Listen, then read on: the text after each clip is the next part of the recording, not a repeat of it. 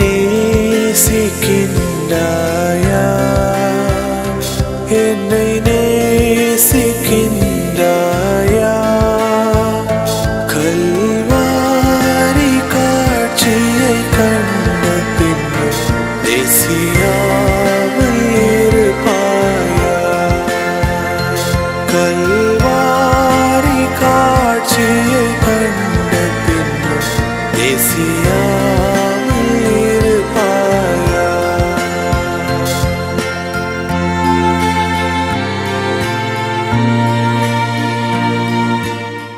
ஒரு கேள்வி எழுப்பத்தோடும், கர்த்தராகிய இயேசு கிறிஸ்து யார் என்று. இந்த உலகம் தோன்றுவதற்கு முன்பாகவே கர்த்தராகிய இயேசு கிறிஸ்து நீயும் என்னையும் கொடுத்திருக்கிற தேவனாக இருக்கிறார். ஏனென்றால் உலகத்தில் பிறந்த ஒவ்வொருவரும் பாவத்தில் பிறந்தவர்களாய் காணப்படுகிறோம். லட்சத்து 7 ஒரு வார்த்தை சொல்லப்படுகிறது, இது உலகத்தில் உருவானேன், என் தாய் பாவத்தில் கர்ப்பம் தரித்தாள் என்று.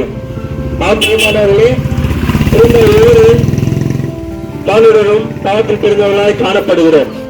ஏனென்றால் வேதத்தில் சொல்லப்படுகிறது, நம்மில் பாவம் இல்லை என்போமானால் நம்மில் அவை வஞ்சிக்கிறவர்களாய் காணப்படுகிறோம். ஏனென்றால் பாவம் என்று அறியாத சிறு குழந்தைகளோட பாவம் செய்தவர்களாய் காணப்படுகிறோம்.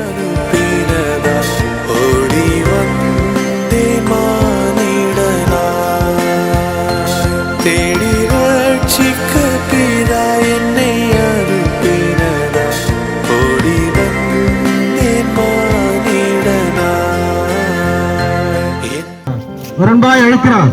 அவரிடத்துல எதிர்பார்ப்பது ஒன்றே ஒன்றுதான், காசு பணமோ இல்லை நீங்கள் சேர்த்து வைத்த சொத்து மற்ற காரியங்களோ அல்ல.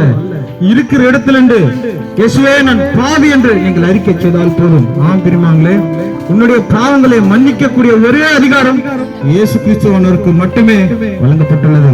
ஆம் பிரியமானவர்களே, ஒரு ஆத்மா வெளியேற பெற்றது. பரிசுத்த வேதாகமத்தில் வசனம் உண்டு, மத்தேயு 16:26. மனிதன் இந்த உலகம் முழுவதையும் ஆதாயப்படுத்திக் கொண்டாலும் தன் ஜீவனை நஷ்டப்படுத்தினால் அவனுக்கு லாபம் என்ன? தன் ஜீவனுக்கு ஈடாக அவன் எண்ணத்தை செலுத்துவான் என்று இந்த பரிசுத்த வேதாகமம் கூறுகிறது. ஆம் பிரியமானவர்களே, ஒரு ஆத்மா வெளியேறப்பட்டது.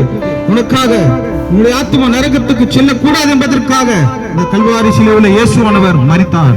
ஆம் பிரியமானவர்களே, அந்த அன்பின் சின்னமாக அந்த கல்வாரி சிலுவை காணப்படுகிறது. இயேசு உங்களை அன்போடு அழைக்கிறார்.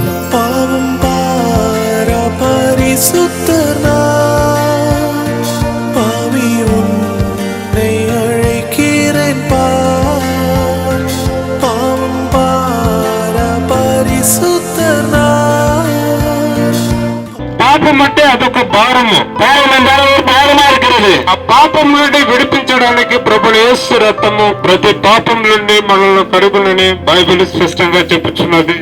ஆண்டவராகிய இயேசு கிறிஸ்து ரத்தத்தினாலே நம்மை பாவ எல்லாவற்றையும் கழுவுகின்ற பரிசுத்த வேதம் தெளிவாக கூறுகிறது. దరిద్రుడైనా కానీ ఈ లోకంలో ఏదో ఒక భారంతోనే ఈ లోకంలో జీవిస్తుంటారు. இந்த உலகத்துல வாழ்ந்து கொண்டிருக்கிற மனிதன் பணக்காரனாலும் மனிதரானாலும் யாரே ஆனாலும் ஒரு பாரத்தோடு வாழ்ந்து கொண்டிருக்கிறோம். భారం అంటే ఈ లోకంలో మన మీద ఒక వస్తువులు మోయడం లాంటిది కాకుండా, భారం என்றால் நம்ம ஒரு வீட்டு சுமக்கிறதல்ல, మనము చిన్నతనంలో మన పుట్టుకగా ఒక పాపం అని బైబిల్ స్పష్టంగా చెప్పుచున్నది. இதோ நான் தாய் மொத்தம் பிறகு முன்பு பாவத்தோடு பிறகு என்று பரிசுத்த வேதம் கூறுகிறது.